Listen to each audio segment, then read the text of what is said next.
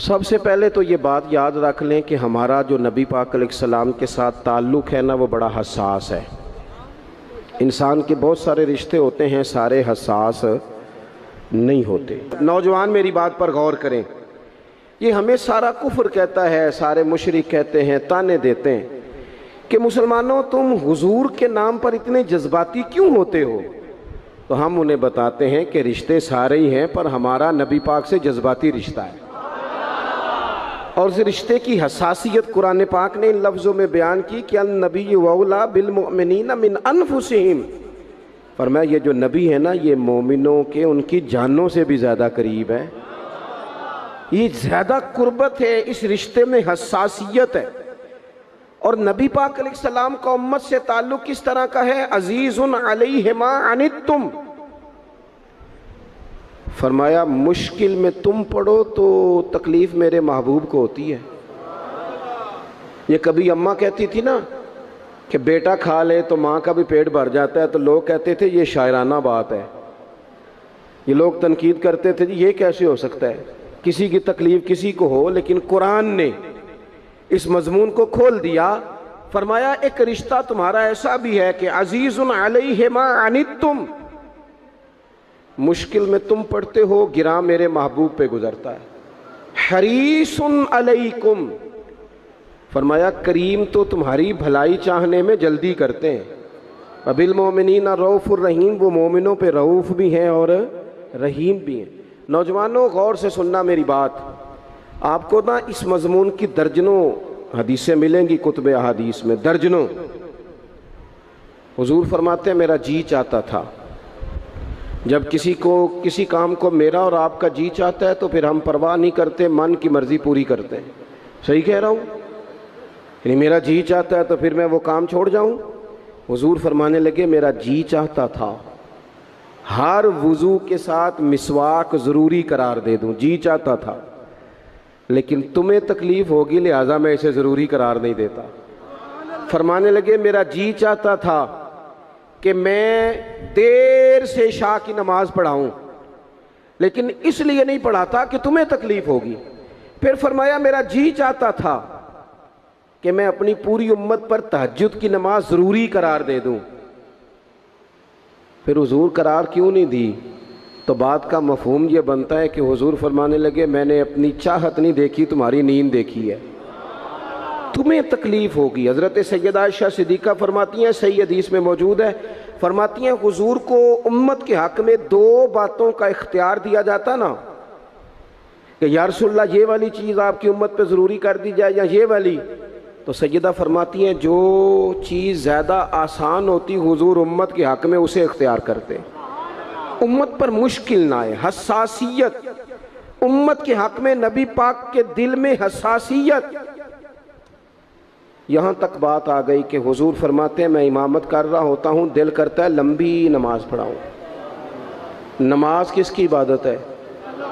دل کرتا ہے لمبی پڑھاؤں، لیکن فرمایا پھر کسی بچے کے پیچھے سے رونے کی آواز آتی، میں نماز مختصر کر دیتا ہوں کہ اس کی ماں نماز میں شامل ہے یا گھر میں سے کوئی شامل ہے تو تکلیف نہ ہو۔ حضور ہر جگہ امت کے حق میں نرمی کرتے، آسانی پیار کرتے۔ امت کی بات آتی، حضور نے جب لشکر روانہ کیے، قافلے بھیجے جہاد کے لیے یا کچھ لوگوں کو بعض صوبوں پر بطور گورنر تعینات فرمایا، تو فرمایا لوگوں کو خوشخبریاں دینا، لوگوں کو خوشخبریاں دینا، پریشان نہ کرنا، لوگوں پر آسانی کرنا، انہیں مشکل میں نہ ڈالنا۔ حضور امت پر آسانی کرتے، کیوں؟ اس رشتے میں حساسیت ہے۔ جب قرآن مجید کی وہ آیات نازل ہوئی نا جن میں سخت احکامات ہیں، تو محبوب کئی دن روتے رہے اپنی امت کی اس تکلیف میں کہ یہ دوزخ میں جائیں گے۔ کئی دن تک حضور نے آنسو بہائے۔ سارا کچھ جاننے والے رب نے پیغام بھیجا، حضرت جبریل حاضر بارگاہ ہوئے، یا رسول اللہ رب فرماتا ہے پریشان کیوں ہیں؟ کہا اللہ نے سخت حکم دے دیا ہے، امت کمزور ہے، کیسا پورا کرے گی؟ اللہ کرے آپ کی پوری توجہ ہو جائے میری بات پر، آمین تو کہہ دیں، آمین تو کہہ دیں یار۔ اللہ کرے آپ پورے جاگ جائیں اور میری بات آپ غور سے سنیں، توجہ کریں۔ عزیز بھائی، اس پر غور کرو. اس حساسی آج امت کو کہا جائے نا تو داڑھی شریف رکھ لے، اس میں حساسیت ہی نہیں آتی. وہ کہتے ہیں پیر صاحب آپ دعا کریں، تو میں کہتا ہوں جب آپ تنخواہ لینے گئے تھے تب تو نہیں دعا کرا کے گئے تھے. اس وقت بھی کہنا تھا مشکل ہو رہا ہے بینک تک جانا، تو میں تو نہیں جا سکتا، دعا کر دیں. جب آپ مال حاصل کر رہے تھے کسی جگہ تھے، وہ تو بڑی آسانی سے آپ نے لے لیا، اور داڑھی کے لیے پہلے آپ کو وظیفہ دیا جائے، دعائیں کی جائیں، آپ کے لیے چلہ کیا جائے، پھر آپ سنت شریعت کی طرف آئیں گے. حساس رشتہ، رسول کائنات آنسو بہا رہے ہیں. کس طرح یہ امت حساب دے گی اللہ کے حضور؟ کیسے؟ بڑی کاہلی ہے ہمارے اندر، بڑی سستی ہے، ہم بڑی آزمائشوں میں. حضور جانتے ہیں جب محبوب کئی دنوں تک روئے، اللہ کرے امتی بھی کبھی کبھی حضور کی یاد میں روئے. ایک تو یہ ہماری محفلیں ہیں نا جن میں مجبور کر دیتا ہے خطیب، واعظ، نعت خواں، تو مجبوراً بھی سبحان اللہ کہنی پڑتی ہے. کاش کبھی گھر میں بیٹھے بیٹھے بھی دل کرے اور ہم کسی نعت خواں کے دروازے پہ اسپیشل جا کے دستک دیں اور اسے کہیں دل بڑا پریشان ہے، مدینے والے کی کوئی نعت تو سنا.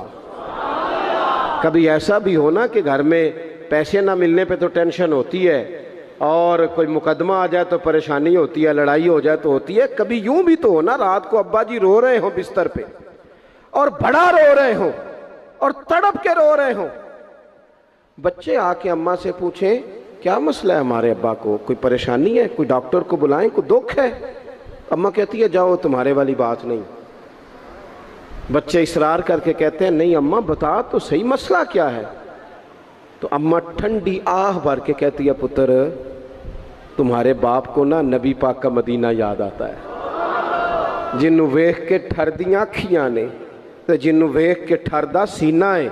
ربا تیری ساری خدائی چ ایک ہی تے شہر مدینہ ہے. پیسے جتنے آگے جی انہیں بڑے نے انہاں سٹیو تہاڈی مہربانی. اسی کڈی سمجھدار قوم آ، پہلے آپ ہی کھلاری دینے پھر آپ ہی کٹھی کری دینے. کیسی بات ہے.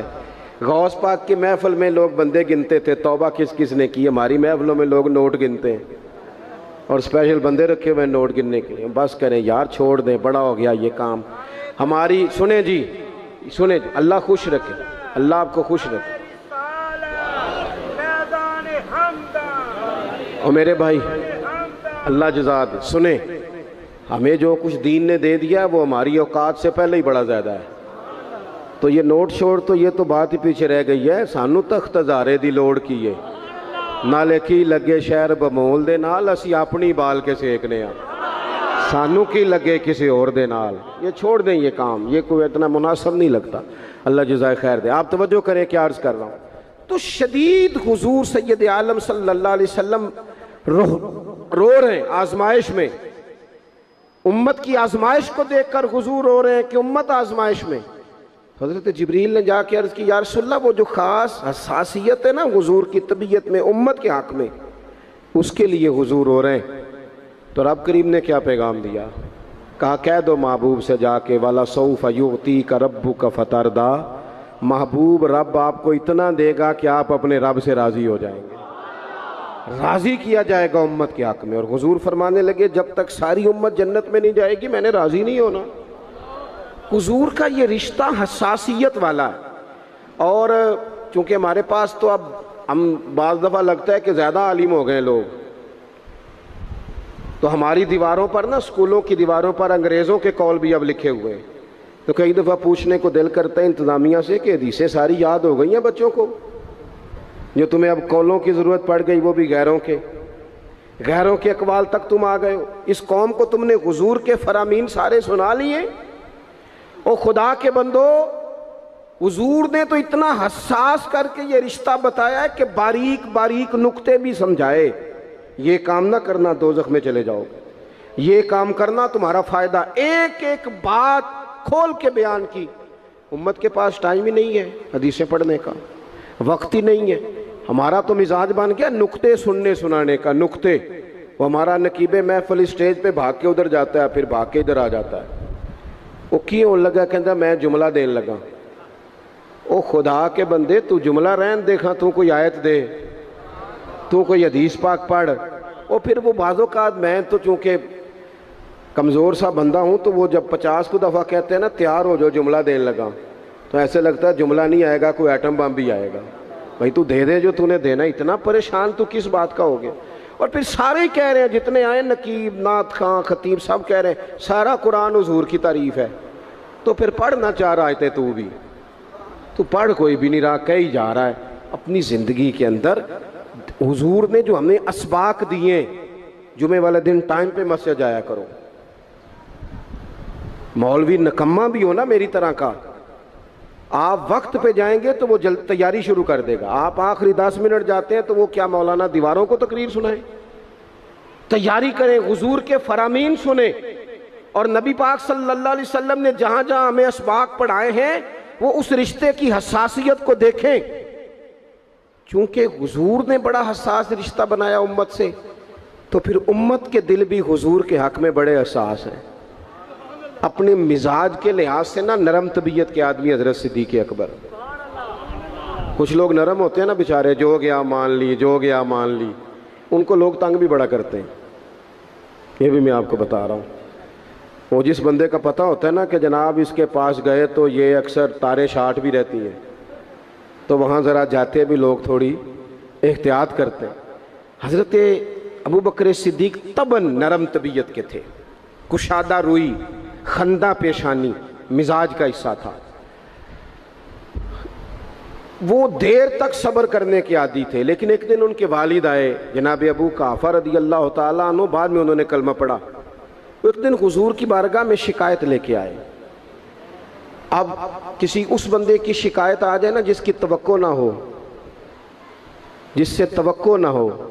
وہ کسی نے کہا تھا نا کہ تجھ سے شکوہ نہیں بے وفائی کا, پر تجھ سے امید بے تحاشا تھی. تیرے اوپر امیدیں بڑی تھیں, تو نے یہ جو کام کیا نا یہ تھوڑا عجیب لگا ہے, تجھے نہیں کرنا چاہیے تھا. کوئی اور کر دیتا تو چلو بات اتنی سخت نہیں تھی, تجھے نہیں کرنی چاہیے تھی, تیری بنتی نہیں تھی. حضرت صدیق اکبر طبی طور پر نرم آدمی, لیکن ان کے والد آئے حضور کی بارگاہ میں, اور بزرگ ہیں اور نابینا ہیں اور لاٹھی تھامے ہوئے, اور انہوں نے بڑی عجیب بات کی. کہا یا رسول اللہ حد ہو گئی, آج تو ابو بکر صدیق نے مجھے تھپڑ مارا ہے.